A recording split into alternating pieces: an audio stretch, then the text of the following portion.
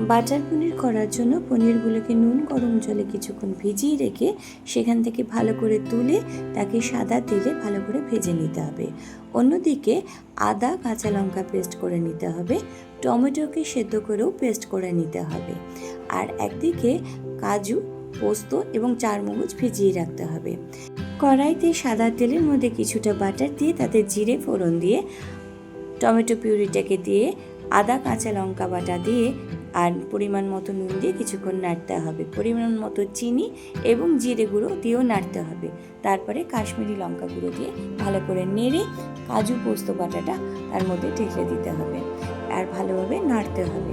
কিছুক্ষণ পরে তার মধ্যে পরিমাণ মতো জল দিয়ে ভাজা পনিরগুলোকে ঢেলে দিতে হবে। কিছুক্ষণ ফুটে উঠলেই কাসুরি মেথি হাতের মধ্যে দিয়ে গুঁড়ো করে ওর উপরে ছড়িয়ে দিতে হবে আর নামাবার আগে বাটার ছড়িয়ে দিতে হবে।